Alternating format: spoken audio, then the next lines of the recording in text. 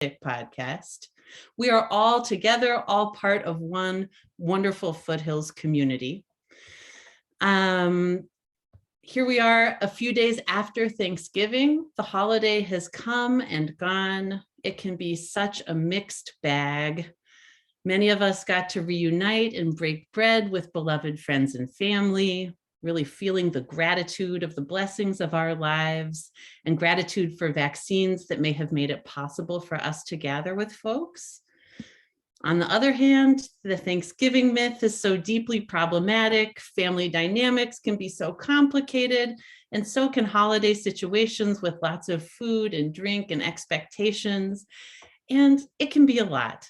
And we all made it, and here we are together just a few days from December. And so we gather this morning to be reminded of the way that our presence, the way that our love, our hope, our honesty and forgiveness creates the very fabric of this community. A community which heals us and challenges us. A community that reminds us of our sacred connection to the big everything of which we are all a part. And it matters that you are here this morning, because it wouldn't be the same here without you today. Because church is something that we all do together. Even when it's an online experience, it's still a communal experience, and we are all making it happen together. And it is so good to be here in this place, to see your faces. So welcome this morning. If you are new or feeling new-ish, if you're kind of resonating with what we're up to here, please let us know. If you would text the word new-ish to 97000, we can begin to help you to make some deeper connections. We can send you a copy of the Seeker edition of the UU World magazine, which is our Unitarian Universalist denominational publication. It's got really great articles about how we Unitarian Universalists live out our values in the world. So now we're going to move into our community time. This is a time where we can all share and reflect together and kind of warm up together by answering a question that has some connection to our greater worship theme today. So our community time question for today is, what activity or sensory experience from your childhood do you return to for comfort? So this could be a comforting food, this could be music, this could be a certain fragrance, a certain ambiance, a kind of lighting, or an activity that you did for fun. I invite you to share your answers in the chat if you have access to the chat, so we can all see each other's responses and get connected with each other. When I think of this question, I think about childhood experiences of lying in a spot of sunshine on the carpet and just soaking up the warmth of the sun, maybe gazing at the ceiling above me. And that's still something I return to when I want to feel a sense of being kind of free and lazy and having a wandering mind. So let's see what you're sharing in the chat. Oh, reading favorite childhood books, hiking in the woods. Oh, wild animal and bird watching. Yes, that feels so good. Climbing trees, just sitting next to a lake, swimming, morning walks, walking up the creek with friends. Oh, the smell of marigolds. That's such a distinct smell. Stone walls in sunshine. Taking a warm bath and remembering taking baths in the sink as a young person. Oh, putting up Christmas ornaments and feeling all of the memories that come back with that. Playing in the woods, melting butter. That's fantastic. I love these responses. I love hearing from you and feeling this connection through Zoom. And I invite you to keep these memories coming in the chat as we transition to our opening song this morning. which is come, come, whoever you are. Though you've broken your vows 1,000 times, though you've broken your vows 1,000 times, though you've broken your vows 1,000 times, though you've broken your vows 1,000 times, though you've come, come, whoever you are, wanderer, worshiper, lover of leaving, ours is no caravan of despair.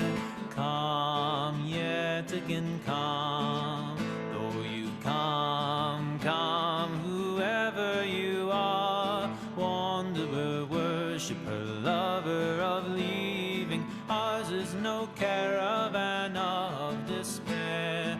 Come yet again, come, though you've broken your vows 1,000 times, though you've broken your vows 1,000 times, broken your vows 1,000 times, though you've broken your vows 1,000 times.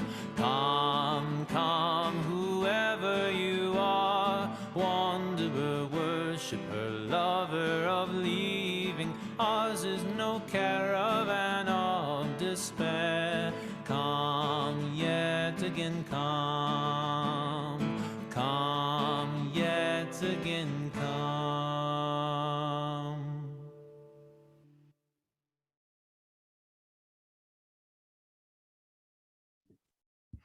So this morning is our final service in our Living with Ghosts worship series.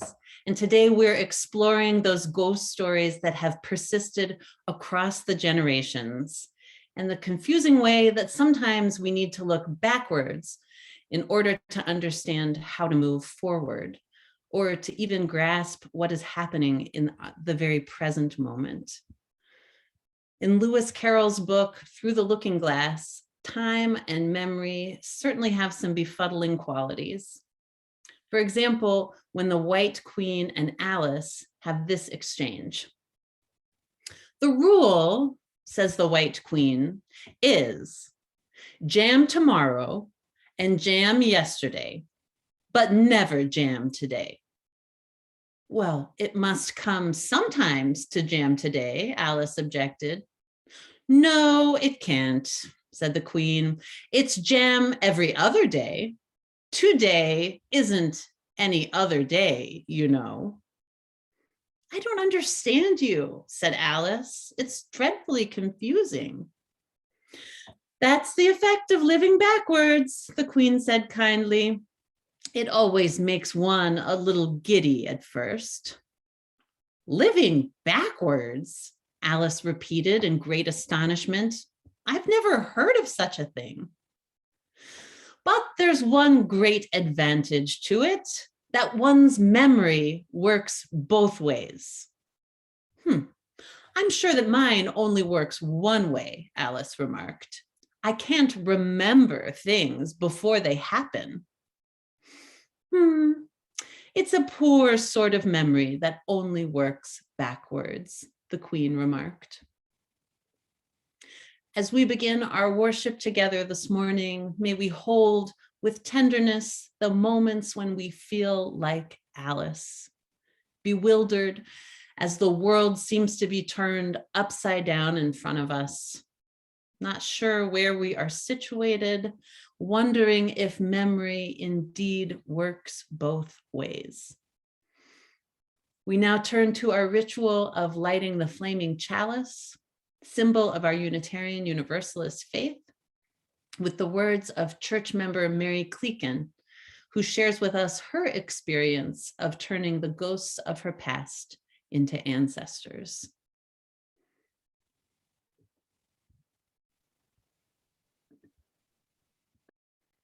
In 1960, the Archbishop of Santa Fe named my family the Catholic Family of the Year.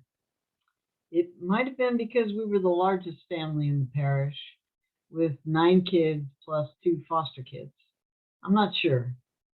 It could also have been that we all went to Mass every day of the week even on vacations.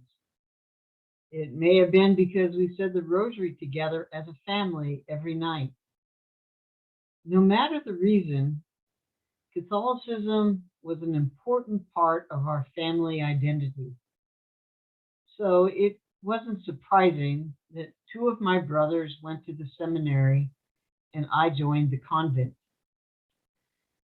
But during my 20s, I began to doubt the dogmas and the creeds of the Catholic faith, and I found that I couldn't even recite the Apostles' Creed without leaving out chunks of it that I just didn't believe.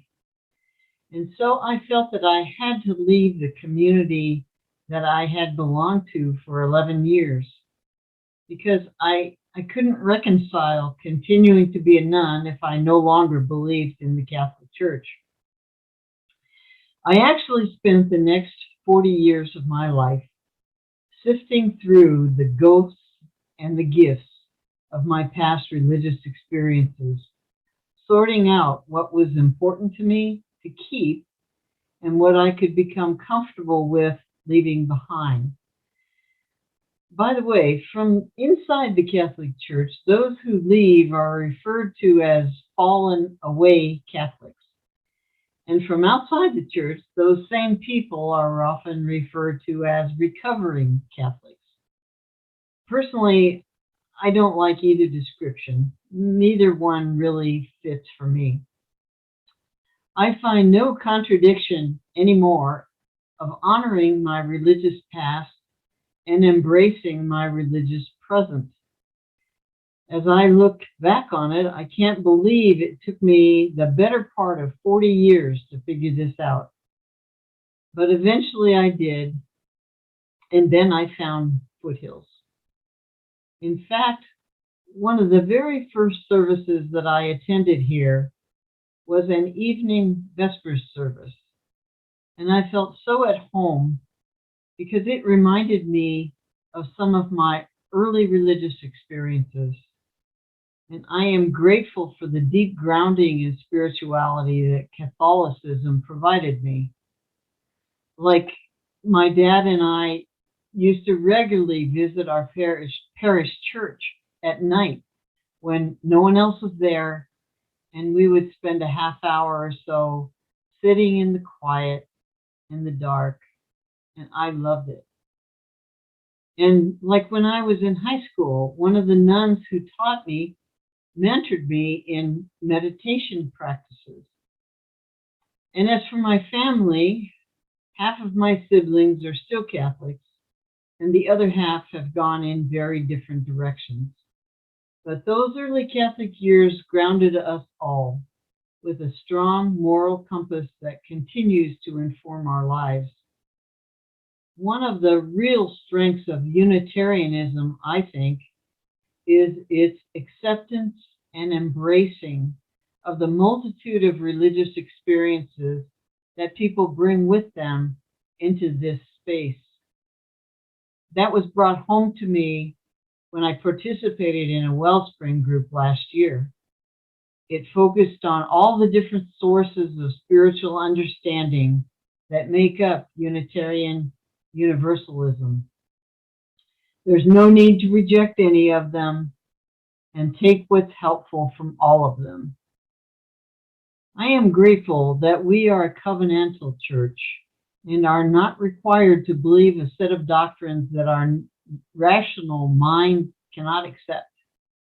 I think a covenant with each other is actually far more challenging than any set of dogmas.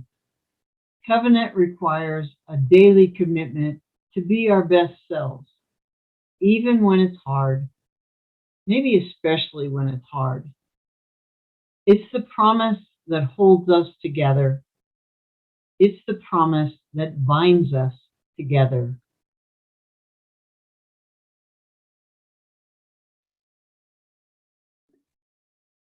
And now we light our flaming chalice as we share the words of our covenant, that sacred promise that binds us together, which starts with the word love. Love is the spirit of this church, and service is its law. This is our great covenant, to dwell together in peace, to seek the truth in love, and to help one another. I invite you now to prepare yourself for a time of meditation and reflection. You may want to take a few moments now to find your center, to ground yourself a bit. Perhaps you'd like to take a deep, slow breath in. Maybe close your eyes or soften your gaze. Feel yourself held, grounded, wherever you are seated. Just let yourself take up space. Notice what it feels like in this particular moment. And let's take a moment of silence together to experience what it feels like to be fully present right now in this moment, in this body.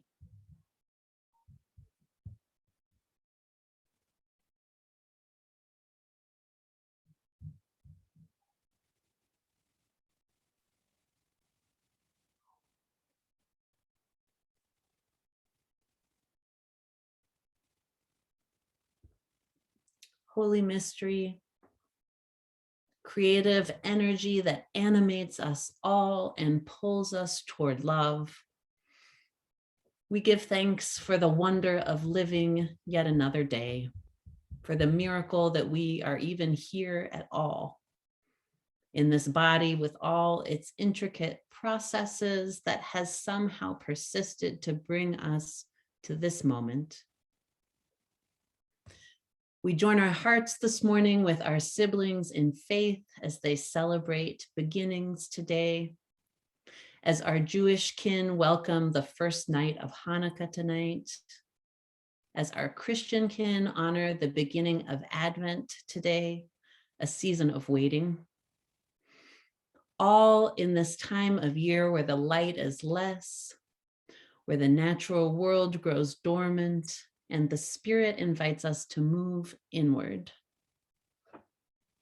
This week, there are so many things on our hearts. We see the unknowns of this new coronavirus variant. We see this weather that is both gorgeous, and we also know it's too warm, it's too dry.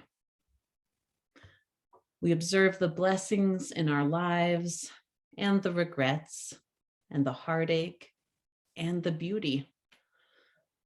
It is the truth of this tangled blessing that is our life. How joy and sorrow, they come all tangled up together.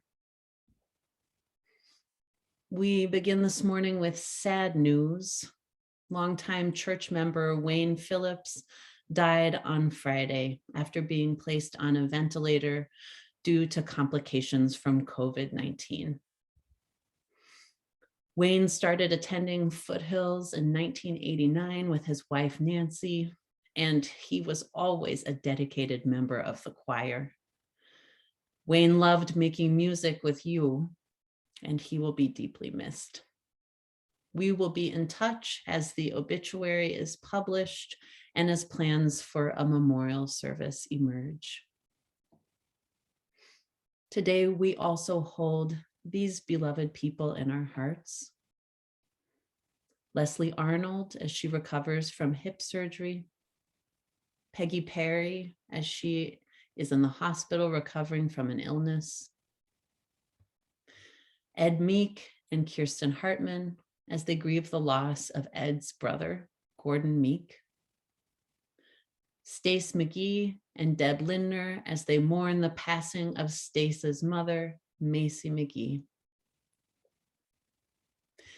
Beyond these we have named aloud, let us honor the joys and sorrows that remain unspoken, yet live in the silence of our hearts.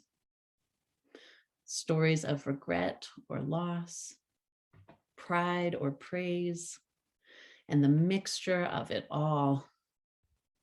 May each of us feel held and healed by the compassion embodied here in our community.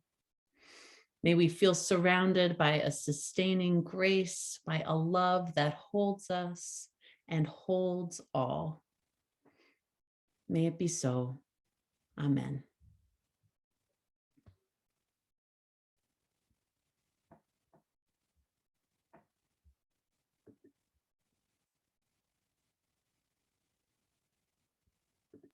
Loosen, loosen, baby, you don't have to carry the weight of the world in your muscles and bones. Let go, let go, let go.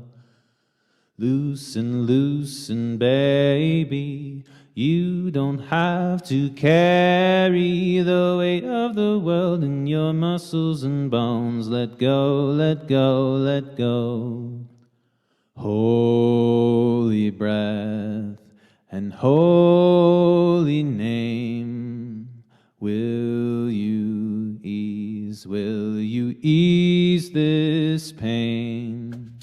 Holy breath and holy name, will you ease this pain? Loosen, loosen, baby, you don't have to carry the weight of the world in your muscles and bones. Let go, let go, let go. Holy baby, and holy carry the weight of the world in your muscles and bones. Let go, ease this pain. Holy baby, and holy carry the weight of the world in your muscles and bones. Let go, let go, let go. Holy baby, and holy carry the weight of the world in your muscles and bones. Let go, let go, let go.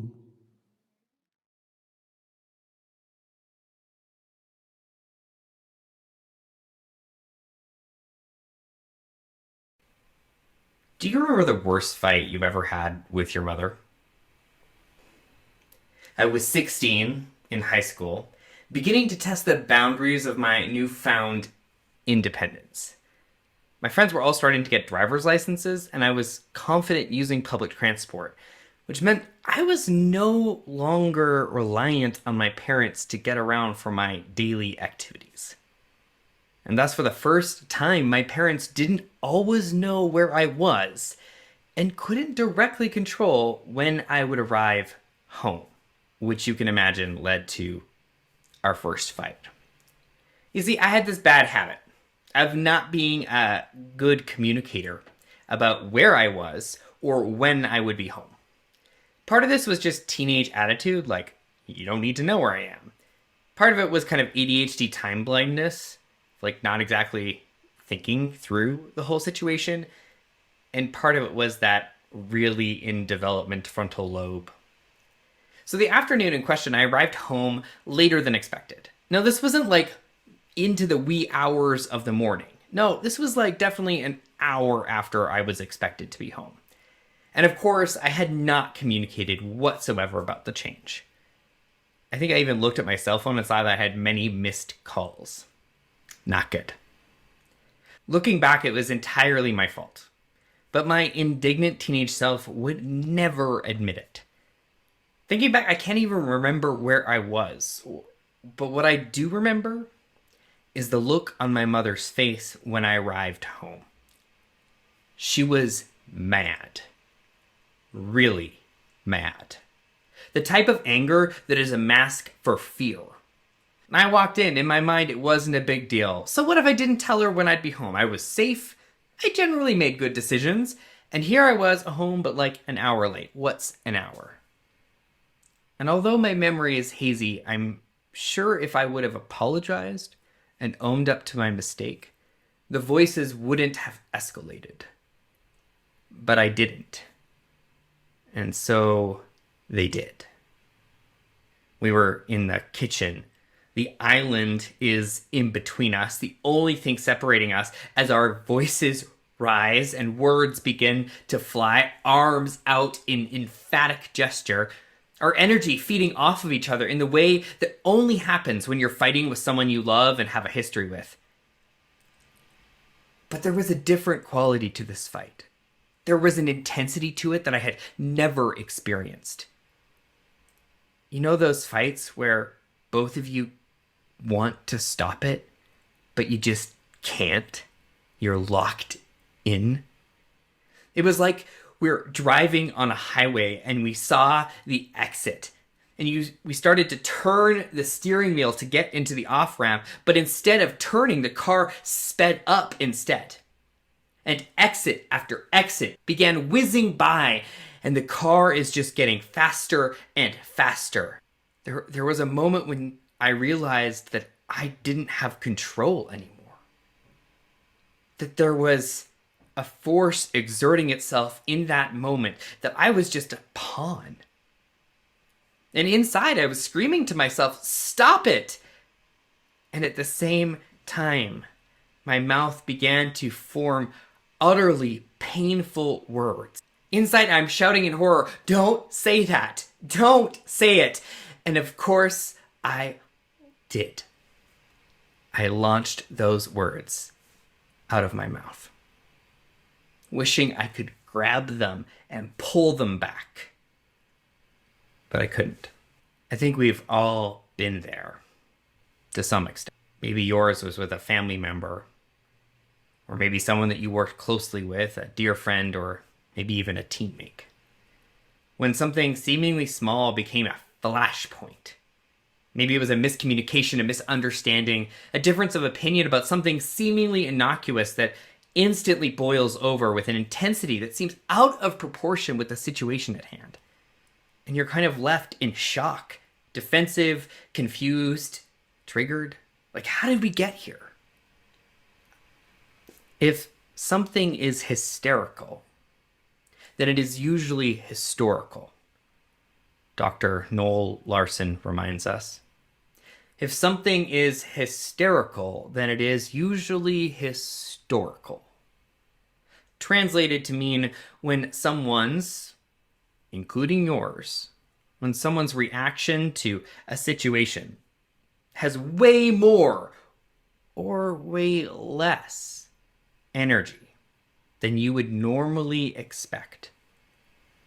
You've entered the realm of trauma. Now, back to the fight. We're locked in. It looked like nothing was going to save us. And it wasn't until my mother's rage transformed into a deep, pained sadness that something shifted. I had grown up knowing that both my mother's parents had died in a car crash when she was 16. What I didn't know until that day, standing there in the kitchen, when her rage broke into heartbreaking pain, was that she had been waiting for them at home and they had never arrived.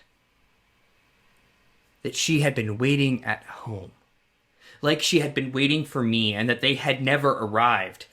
So there I was, the same age she was at the time of the crash, acting like a normal teenager, coming home late, not communicating properly, fumbling over my independence, and I had stepped on a deep wound, a trauma, a trigger that I never connected the dots about, and of course, shouldn't be expected to.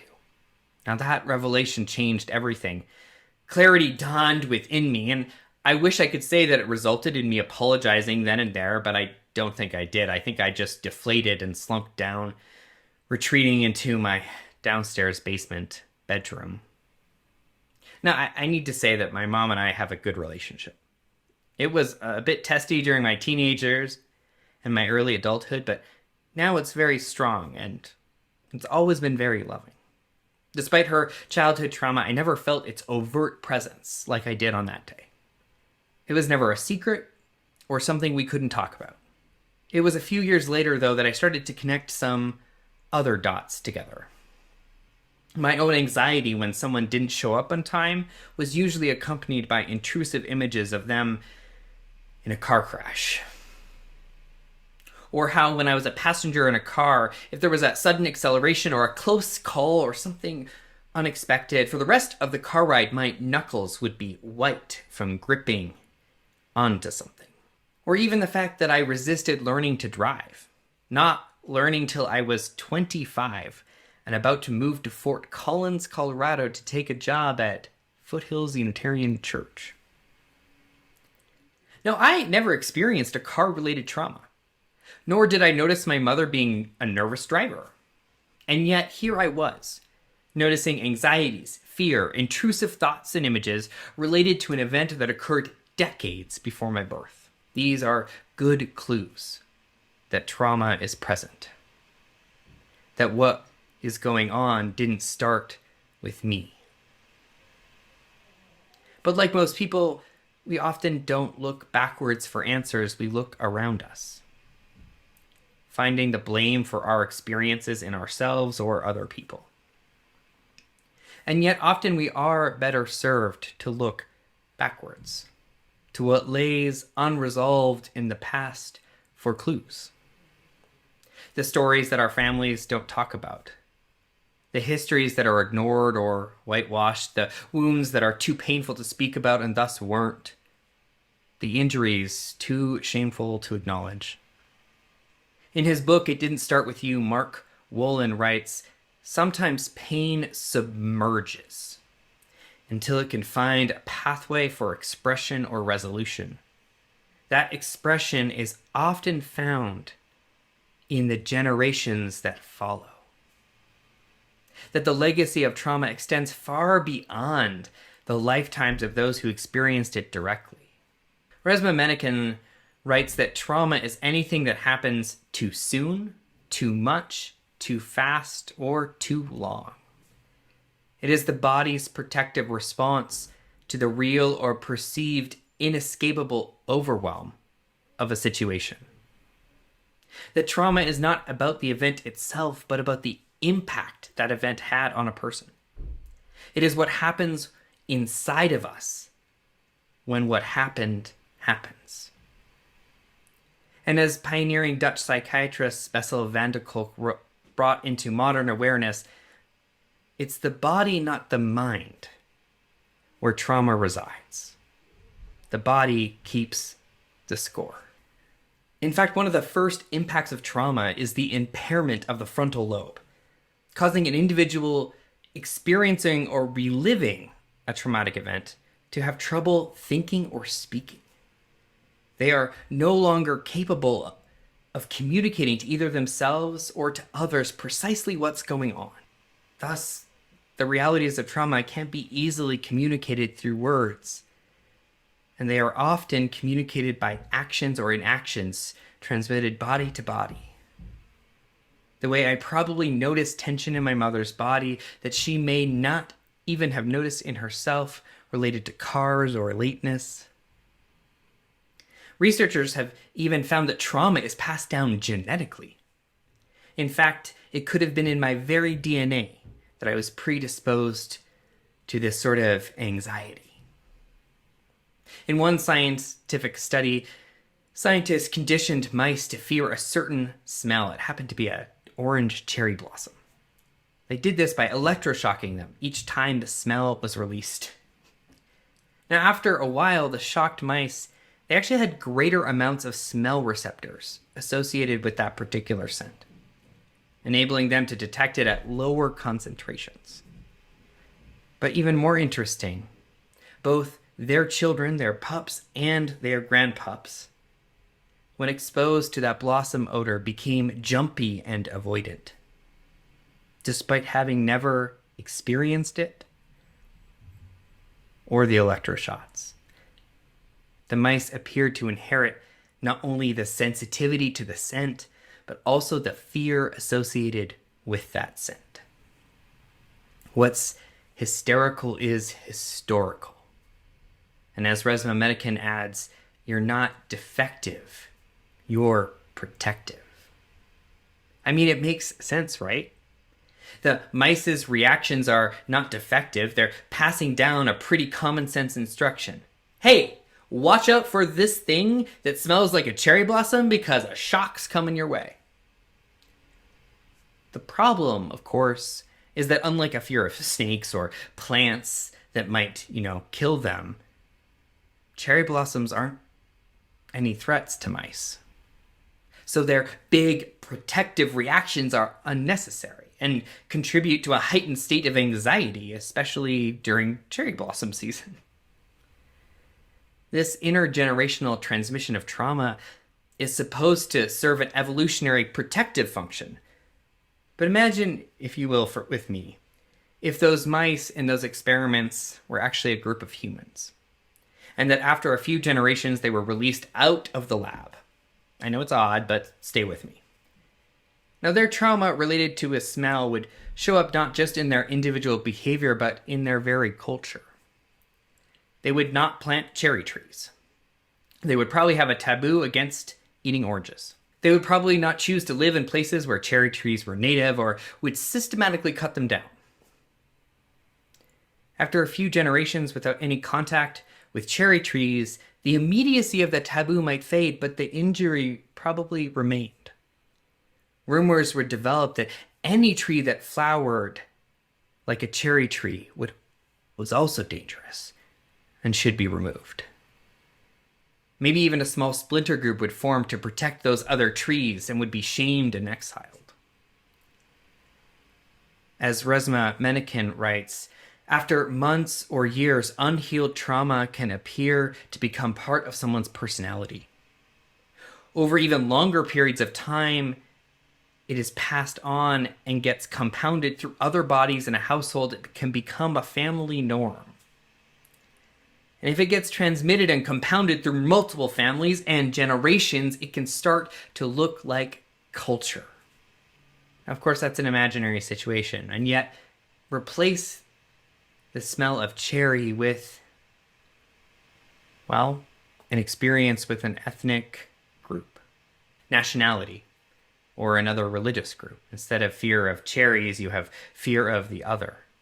And while you uncover the roots of many modern conflicts and, racism, the way that the trauma of European bodies who were at war with each other for generations, causing a massive traumatic wound that only seemed to stop when they reconstituted themselves in a whiteness that turned the violence against Black and Indigenous bodies, that the root of racism is trauma itself. But of course, the problem with trauma is that it's passed down not in a neat package with an instruction manual to decode. Instead, we're sort of haunted by seemingly invisible ghosts, possessed by forces that exert a remarkable power over us, ghosts living not just in our conscious minds, but in our very bodies. So how do we, as Norman Doge writes, turn ghosts into ancestors? We must heal backwards. Now, if you've ever had an experience working with children who experienced early childhood trauma, you know that often when they begin to feel safe in a new environment, their behavior tends to regress. They begin to act in ways younger than they are. Often this is because they are unconsciously returning to an age where they experienced trauma that stopped their normal development and are seeking to re-experience normal developmental experiences backwards. A teenager desiring to eat with their hands and throw food on the ground like a toddler, or maybe an elementary school aged child asking to be held and rocked like an infant wanting a bottle or a pacifier. And what child development experts recommend when such behavior arises is to not fight it, to make them act their age, but to embrace it. Allowing the child to experience having their developmental needs being met, maybe for the first time, in a safer and a more connected relationship. Often once this has been done, it really of course just takes one moment, the regressive behavior will cease, turning that ghost into just an ancestor, that haunting into just history. To turn our ghosts into ancestors, we must heal the wounds of the past. Now, theologian Serene Jones says, with individual and collective trauma, the harm haunts you. haunts the dreams of the individuals and the collective unconscious of a society until you tell the story, till you face the truth of what happened. And Elaine, a few weeks ago, spoke about how shame gets in the way of us telling our stories and how the way to move forward with that is to tell the story. But the problem with trauma is, of course, traumas that are passed down from generations to generations, or even our own, is that we often don't know the story we need to face or can't express it. And so we're left only with the residual behavior, that scar that formed around the wound of the trauma of the past, which becomes the nexus of our exploration for our most important tool, which is curiosity. For what we need to do is to discover the names of our ghosts, visible to us only in the murky manifestations of the present. But with enough curiosity, those manifestations start to congeal into something of a story that makes sense. Now, Monk Wolin in the book speaks about his work as a therapist with a man named Jesse.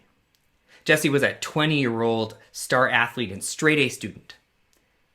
But a year before he stepped into Mark's office, he had been hit with this persistent insomnia, causing him to spiral downwards into depression and despair. It was so bad that he had to drop out of college, forfeiting a baseball scholarship. Before this time, sleep had always come easy for him, but one night, just around his 19th birthday, he awoke suddenly at 3:30 in the morning. He felt cold, freezing. He was shivering, unable to get warm no matter what he tried. 3 hours and several blankets later, he was still wide awake. He was gripped with a new fear that if he fell asleep, something awful was going to happen. That if he went to sleep, he would die. Now, during the course of the therapy, Mark asked if either side of the family had suffered a trauma involving being cold or being asleep or being 19. This is the curiosity, right? Being curious about the behaviors that are being manifest. And Jesse revealed that his mother had only recently told him about the tragic death of his father's older brother, an uncle he never knew he had. Uncle Colin was only 19 when he froze to death checking power lines in a storm just north of Yellowknife in the Northwest Territories in Canada. I get shivers reading that. Because 3 decades later, Jesse was unconsciously reliving aspects of Colin's death, the terror of letting go into the unconscious. For Colin, letting go meant death. For Jesse, falling asleep felt like the same. It was through making the connection that Jesse found a turning point. Grasping that his insomnia had its origins in an event that occurred 30 years earlier, he finally had an explanation for his fear of falling asleep. And the healing work of disentangling himself from the trauma endured by an uncle he'd never met or never knew about could begin. Maybe what you are struggling with didn't start with you. Maybe what we are struggling with as a society didn't start with us. Maybe what we are called to be is curious about our experiences and begin to see the patterns so that we can heal backwards. Now, when I was in college, I started to go to therapy after I had my first panic attack, a crippling experience of deep existential fear and dread. I remember one session, my therapist looked at me and said, "You know that's not normal, right?" I sort of blinked at her. What? I had been recounting that ever since I was a child, I had an ever-evolving but always up-to-date plan of what I would do when both my parents were killed. Which relative would my sister and I stay with? Would I drop out of school to get a job? Would I move back home from college? All of it worked out, preparing for what just seemed like the inevitable. You've had this for how long? Ever since I remember? Most children don't have that plan, she told me. In fact, it would never cross their minds to need one. Why do you think it did for you? I sat there stunned because I knew the answer. and I had found the place for the healing to begin. It didn't start with you. What's hysterical is historical. You're not defective, simply protective. It's time to heal backwards. Amen, and blessed be. Sean, thank you for such a powerful message and for sharing your story with us this morning. I'd like to invite you now into a time of holding the spirit of this message close to our hearts in a time of reflection and prayer. Spirit of life, source of healing and wholeness, reaching beyond our will, reaching beyond what we can even imagine for ourselves, always knitting us back together. We are complex creatures of memory, of history, creatures of longing, of healing, creatures built to heal backwards. Let us meet the confusingly intense or surprisingly numb moments with curiosity, letting ourselves consider, maybe this didn't start with us. Maybe what we experience as our neatly contained life has roots that extend out way farther than we know, than we experience. Maybe this didn't start with us. May each one of us find that place for the healing to begin, moving into the future with intention, with generosity, trusting in the wisdom of the body and the memory, sharing our stories so that one day we might find ourselves knit back together into deeper wholeness. May it be so. Amen.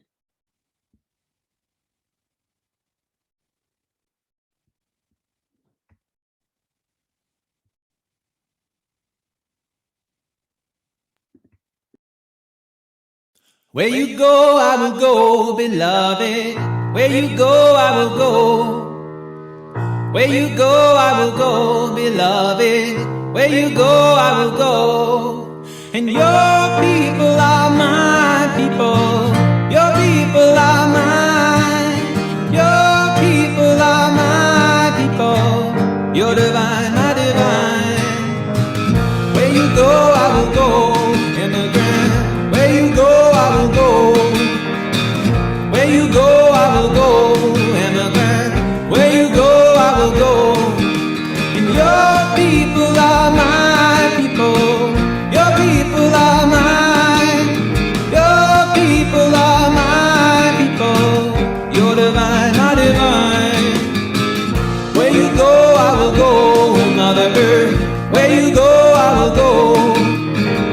Where you go, I will go, Mother Earth. Where you go, I will go. And your people are my people. Your people are mine. Your people are my people. You're divine, my divine. Where you go, I will go, children. Where you go, I will go. Where you go, I will go, children. Where you go, I will go. And your people are my people. Your people are mine. Your people are my people. You're divine, my divine. Where you go, I will go, ancestors. Where you go, I will go. Where you go, I will go, ancestors. Where you go, I will go. And your people are my people. Your people are mine. Your people are my people. You're divine, my divine.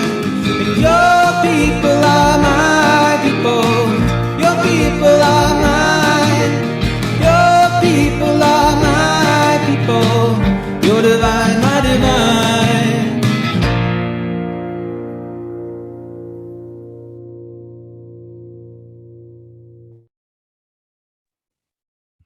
So we are here in the very last stretch of our stewardship drive right now.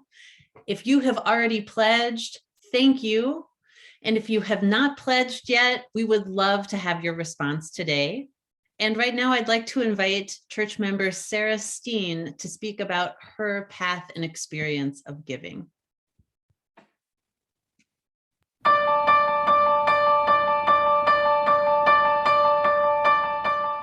Thinking back on the last couple of years, it is quite literally impossible for me to imagine my pandemic experience without Foothills. My own involvement has been wide and deep and continuous. There has rarely been a day without church work. Foothills has served for me as an anchor, a source of hope and inspiration, and as the connective tissue for emerging and deepening friendships.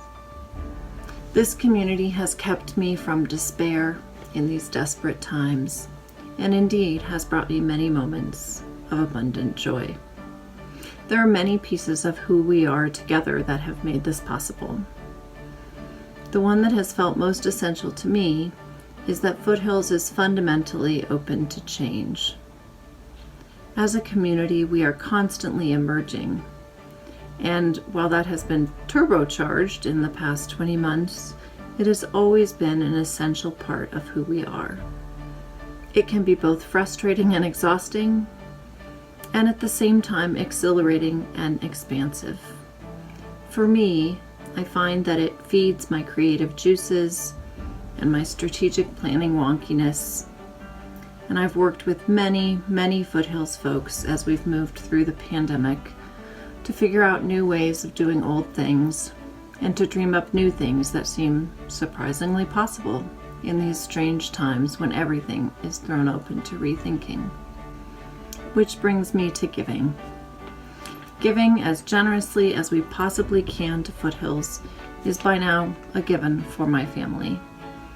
When the pledge drive rolls around, I used to think about how much time I spend doing church work and to wonder how I should factor that into my financial giving, whether I should think of that as part of our donation, in which case I think maybe the church should send me a check instead. But the fact is that I don't donate that time in the same way that I don't donate time to my family. So every year when we get our pledge card, we see what the folks who are running the church ask of us, what they tell us that they need to make all of this run and thrive and grow.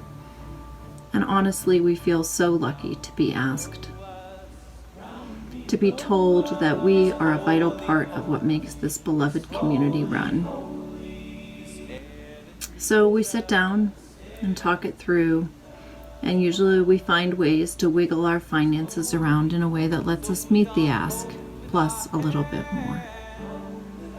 And handing in that pledge card is, for us, an act of abundant joy.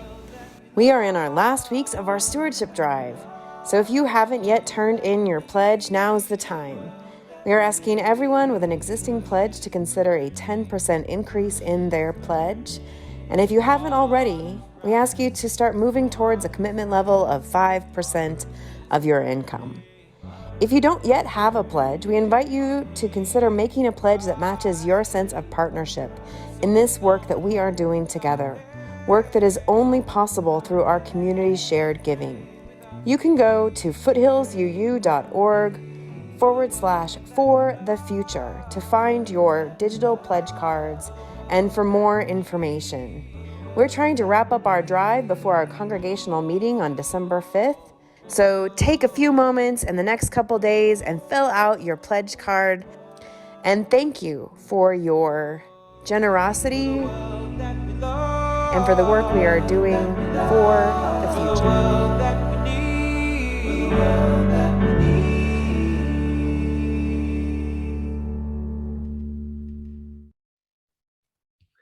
So we're going to shift our focus now a bit away from our annual stewardship campaign and towards today's offering. I have some really good news to share. We have raised enough money over the last 3 Sundays to pay for air filters for our classrooms, social hall, and sanctuary. and to stabilize our online worship services through the end of the year. Thank you so much for making this happen. Your generosity means that this Sunday we can refocus our offering on giving in support of our community partners and in support of the work of unleashing courageous love beyond our congregation. And we're excited today to be supporting the work of Habitat for Humanity. Over the last 3 years, Foothills has been a committed partner in building homes set aside as a part of interfaith efforts with the leadership of Foothills member Dan Siegfried. With our partnership and the coalition of faith communities who are also a part of this effort, the home that we helped support last year has been completed and the new homeowner is moving in. Yes, we did it. This year, we committed to support a different home with a different selected family, Stephen and Ashlyn, with a pledge of $3,500. With our support, we will break ground on their home in the next few weeks. This is very exciting. So everything that you give today through texting 84321, you can text the amount plus the word share, or at foothillsuu.org/sharetheplate, or well, there's no putting cash in the basket option in this online realm. But all of this will be shared equally between Habitat and to support Foothills' mission of unleashing courageous love in Northern Colorado and beyond. So thank you for your generosity this morning. And as we're giving, whether it's text to give or heading to the Foothills website, we'll make that transition now from giving into gratefulness. This gratefulness practice is the note that we end every service on at Foothills. A practice of letting our hearts just fill to overflowing for the blessings that surround us.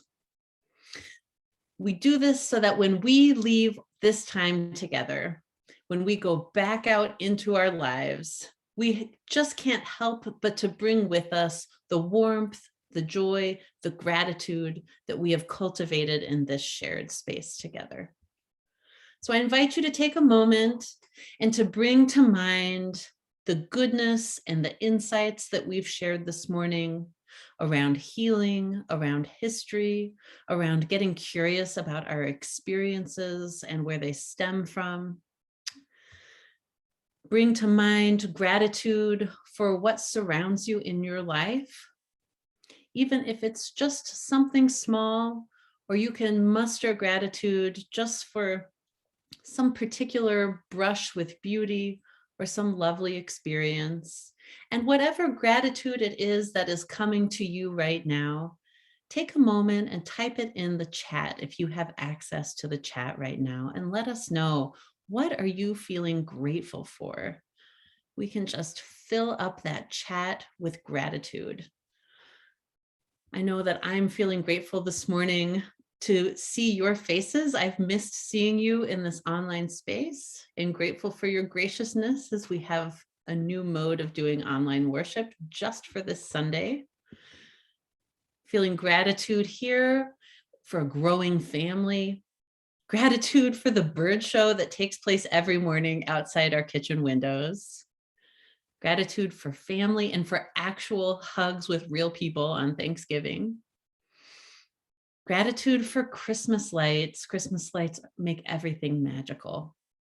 Gratitude for the nuthatch outside my window. Gratitude that my son is going to, or your son is going to college here in Fort Collins. Hooray! Gratitude from a handwritten letter from a grown-up niece, for Colorado's intense blue skies. Today is gorgeous. Gratitude for the fact that technology allows us to be connected with people we love who are far away, and for the connective tissues with other Unitarian Universalists in your life. These are such beautiful gratitudes. Let's just let it keep flowing in the chat and keep flowing in our hearts as we lean into our closing song today, Blessed Unrest.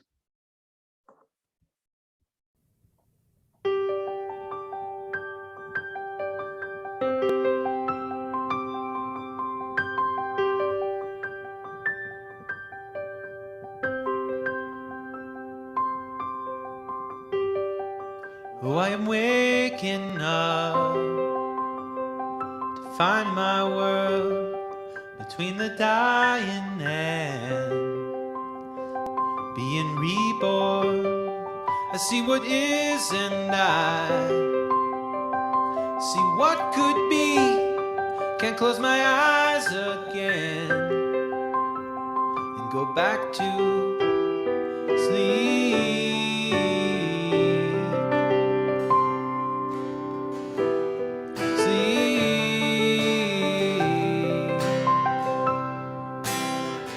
Fill my days with blessed unrest and my nights with dreams of justice. Make me a vessel for the turning of the tide. Fill my days with blessed unrest and my nights with dreams of justice. Make me a vessel for the turning of the tide.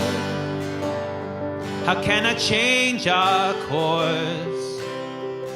Just a lonely voice. Wish I could lose myself in all the noise. But if we all would rise, a generation proud with a mighty song, we could turn this world round,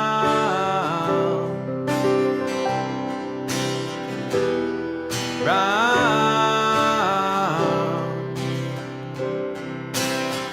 Fill my days with blessed unrest and my nights with dreams of justice. Make me a vessel for the turning of the tide.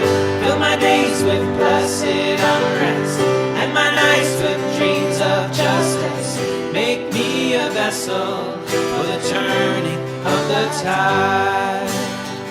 Ancestors all behind and before me every child, I bring the power of a long unbroken line.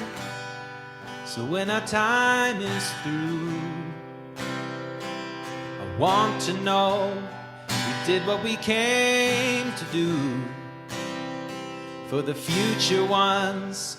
So in our darkest days, may we all be strong and give our lives a light. May go on,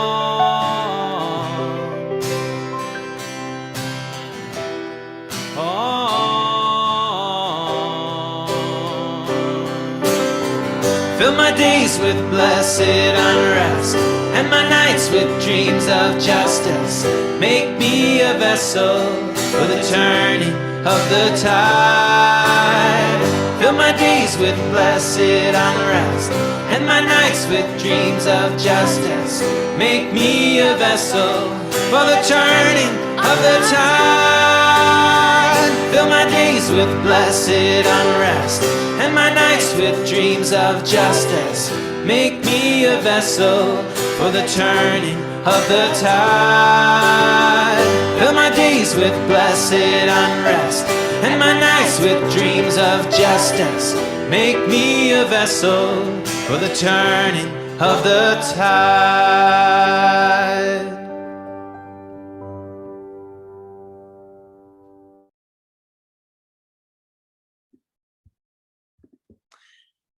Go from this place to heal the world backward, starting from the past long forgotten or hidden, searching with curiosity for the stories that unlock the healing, searching for the stories that will lead us all home. Blessed be. Amen. So I hope that you will stick around for a breakout group. This is a fantastic opportunity to be in a small group conversation about our topic, or about our entire worship service this morning. It's a chance to hear each other's stories and to get to know new people who are wonderful, who you might not have otherwise met. These breakout groups are led by our trained facilitators. They're very nicely structured, so they're not awkward. One thing just flows into the next, and everybody has a chance to speak, and everyone has a chance to listen. You can always pass in these spaces if you don't feel up for answering. And we invite you to answer these questions just for yourself, speaking from your own personal experience. And of course, to practice respect and compassion, refrain from judgment. It's church.